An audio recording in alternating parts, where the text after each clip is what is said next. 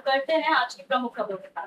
सबसे पहले बात देहरादून की, जहां यात्रियों की सुरक्षा को और मजबूत बनाने के लिए परिवहन विभाग ने बड़ा फैसला लिया है। अब 1 अप्रैल 2019 के बाद रजिस्टर हुए सभी पैसेंजर वाहनों में जीपीएस और पैनिक बटन लगाना अनिवार्य होगा। आरटीओ प्रशासन संदीप सैनी ने बताया कि जिले में 25,000 से ज्यादा वाहनों में ये सिस्टम लगाया जा चुका है। इसके लिए एक आधुनिक कंट्रोल रूम भी बनाया गया है। पैनिक बटन दबाते ही सूचना सीधे 112 इमरजेंसी सेवा और पुलिस तक पहुंचेगी। इससे पुलिस वाहन की लोकेशन तुरंत ट्रैक कर सकेगी और समय पर मदद पहुंचाई जा सकेगी। जो जीपीएस की जो प्रणाली है वो विद पैनिक बटन 1 अप्रैल 2019 के बाद से लागू की गई है। इसमें जितनी भी पैसेंजर व्हीकल्स नए रजिस्टर्ड हो रहे हैं उन सभी गाड़ियों में जीपीएस विद पैनिक बटन लगाना अनिवार्य है।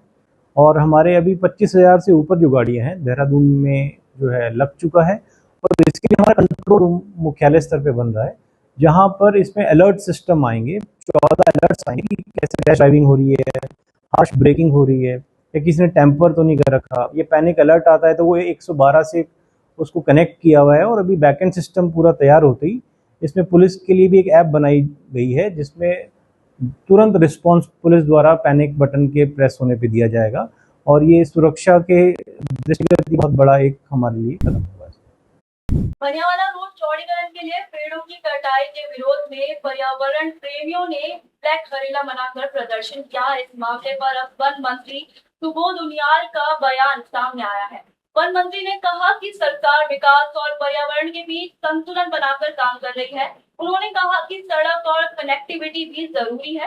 अगर किसी परियोजना में पेड़ काटे जाते हैं तो उसके बदले ज्यादा संख्या में नए पेड़ लगाए जाते हैं। देखिए, शुरुआत से हमारी सरकार ने बहुत स्पष्ट कहा था कि इकोनॉमी और इकोलॉजी इन दोनों में बैलेंस बना के हम चलेंगे। अब कुछ लोगों को छपास की बीमारी होती है। सवाल ये है कि देखिए, विकास के रास्ते में भी आगे बढ़ना है। उन लोगों से पूछिए जिन लोगों ने बरसों तो सड़क नहीं देखी। दूसरी तरफ आप दुनिया में के मुकाबले भारत को खड़ा करने की जो भारत आदरणीय प्रधानमंत्री जी की एक विकसित राज्य की संकल्पना है, उसके लिए सबसे बड़ी आवश्यकता होती है कि आपका एक्सेस कितना बढ़िया, आपकी कनेक्टिविटी कितनी बढ़िया, लॉजिस्टिक सिस्टम आपका कितना अच्छा है। तो अगर उसको लेकर के किया जा रहा है तो, लेकिन ये भी उनको समझना चाहिए कि जहां पर भी फॉरेस्ट को कोई फॉरेस्ट लैंड ट्रांसफर की जाती है किसी विकास के काम के लिए, किसी अवस्थापना सुविधा को बढ़ाने के लिए, किसी औद्योगिकरण के लिए, कंपनसेटरी लैंड का भी प्राविधान है। और जितने प्लांट पेड़ आप काट रहे हैं उतने से ज्यादा पेड़ों को रोपित करने का भी प्राविधान है। तो देखिए, इसमें वन विभाग भी अपनी जिम्मेदारी समझता है और इसको बहुत गंभीर, ये हमारे राज्य की देख लीजिए वन विभाग की जो कार्य प्रणाली के साथ साथ जो हमारे राज्य की पर्यावरण को बचाने की मंशा इस बात से स्पष्ट दिखाई देती है कि राज्य बनने के बाद हमारे राज्य में वनाच्छादित क्षेत्र का एरिया बढ़ा है।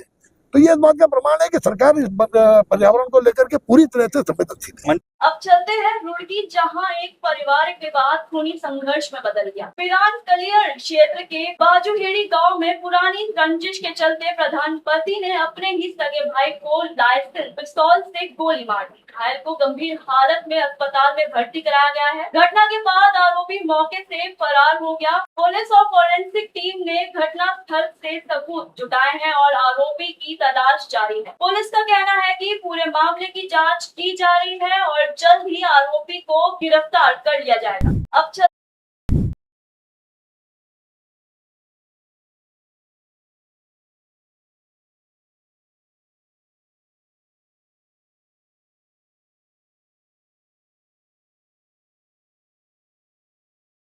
है कांग्रेस अल्पसंख्यक मोर्चे के जिला अध्यक्ष मरकूब कुरैशी ने विधायक काजी निजामुद्दीन पर लगातार नजरअंदाज करने का आरोप लगाया है। उन्होंने कहा कि पार्टी के लिए काम करने के बावजूद उन्हें सम्मान नहीं मिला। साथ ही वरिष्ठ नेता हरीश रावत की तस्वीर कार्यक्रम के पोस्टर से हटाने का भी आरोप लगाया। राजनीतिक जानकारों का मानना है कि अगर समय रहते पार्टी ने इस विवाद को नहीं समझाया तो 2027 के चुनाव में इसका असर देखने को मिल सकता है। कि क्या होर्डिंग पे अपने सीनियर्स का या प्रोटोकॉल के हिसाब से उसका फोटो भी ना लगाए, तो ये तो कोई इंसानियत वाली बात नहीं है। और हमेशा शीशे के मकान में रहने वाला इंसान दूसरे के पत्थर नहीं मारता, लेकिन अगर ऐसा कोई करता है ये अकल वाली बात नहीं है, बेअकली वाली बात है। तो क्या इस बार एक्चुअली मैं कांग्रेस का सिपाही हूं और कांग्रेस का एक अदना सा कार्यकर्ता हूं और कांग्रेस ने एक बड़ी जिम्मेदारी भी मुझे डिस्ट्रिक्ट लेवल की जो माइनॉरिटी डिपार्टमेंट है डिस्ट्रिक्ट प्रेसिडेंट बना रखा है। तो उसमें मैं हमेशा रोजाना जो भी मेरे से होता है काम करता हूं पार्टी के लिए।